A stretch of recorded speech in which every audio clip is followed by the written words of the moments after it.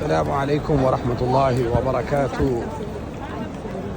أهلا وسهلا، مرحبا بكم، حياكم الله، تقبل الله منا ومنكم وصالح الأعمال. امید کرتا ہوں آپ سب خیر وفیت سے ہوں گے، خیریت سے ہوں گے. ماشاءاللہ ماشاءاللہ یہ حرم المکی کا نظارہ دیکھیں. ماشاءاللہ ماشاءاللہ، حیاک اللہ، بارک اللہ. یہ حسنات یعنی کہ نیکیوں کا، برکات کا مہینہ ہے. اس میں رزق میں بھی اضافہ کر دیا جاتا ہے اور عبادات کے ثواب میں تو اضافہ ہو ہی جاتا ہے. ماشاءاللہ. اور اس کے بعد پھر نکاح اور پھر ذی الحجہ ہے، شوال ہے، نکاح ہے اور پھر ذی الحجہ ہے. معذرت، ذی الحجہ کا پہلے 10 دن بڑے فضیلت والے ہیں اور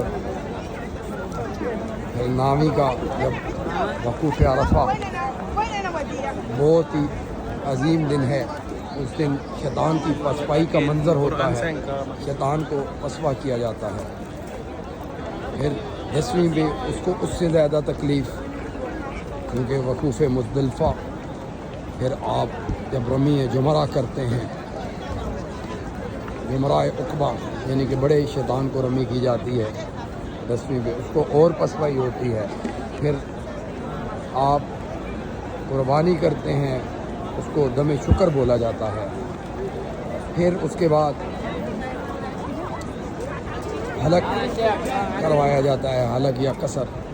اس کے بعد طواف زیارہ اور بہت ہی صحیح جو ہے واجبات میں سے حج کے، اور آپ سول وردی میں کرتے ہیں تو اللہ خوش ہو رہا ہوتا ہے. پورے سال میں ایک دفعہ آپ جو یہ صحیح کرتے ہیں اس میں آپ جو ہے جی وہ سول وردی میں کرتے ہیں. یہ بڑے برکات کے مہینے ہیں اور اللہ کا بڑا کرم ہے الحمدللہ کہ اللہ مجھے اپنے گھر کی یہ سعادتیں ماشاءاللہ عطا کرتا ہے.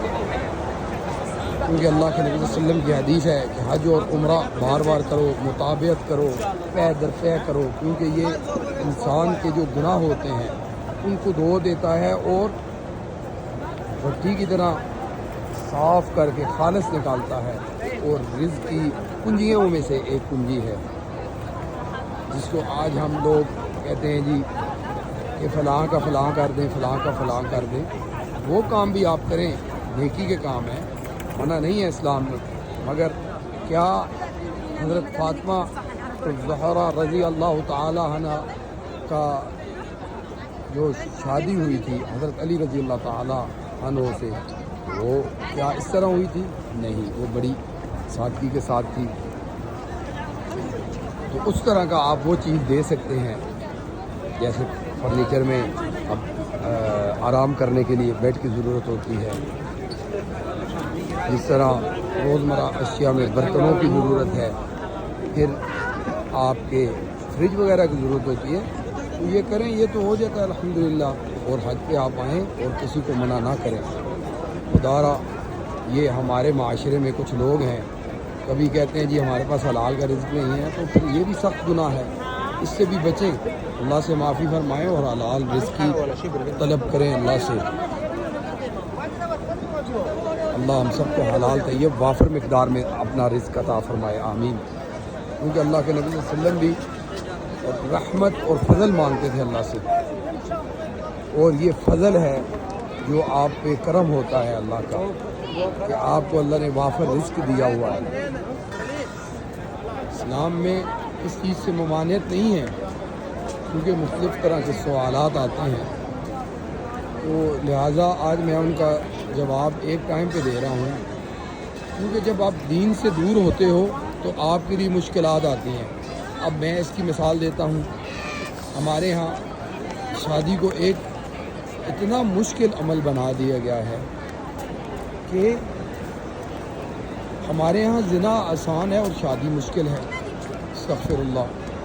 آپ سورہ نور کو اٹھا کے دیکھیں، زنا کی سزا دیکھیں، اور زنا جو ہے یہ اللہ کا اتنا غضب اس بندے پہ آتا ہے کہ اللہ رزق جو ہوتا ہے وہ کھینچ لیا جاتا ہے، بے برکتی شروع ہو جاتی ہے اور آپ کا رزق جو ہے کمی کی طرف جانا شروع ہو جاتا ہے۔ اس لیے اللہ ہمیں گناہوں سے بچنے کی توفیق عطا فرمائے، آمین، اور اللہ ہمیں حیا والی نظر دے، آمین۔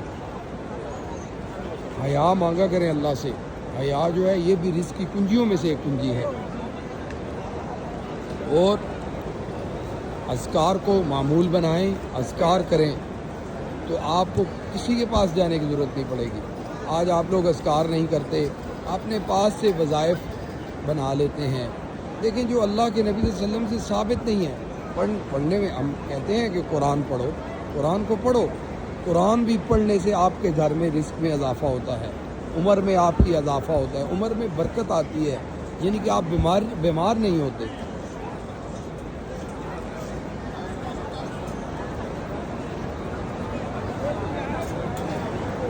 جزاکم اللہ خیر، بارک اللہ فیکم، السلام علیکم ورحمۃ اللہ وبرکاتہ۔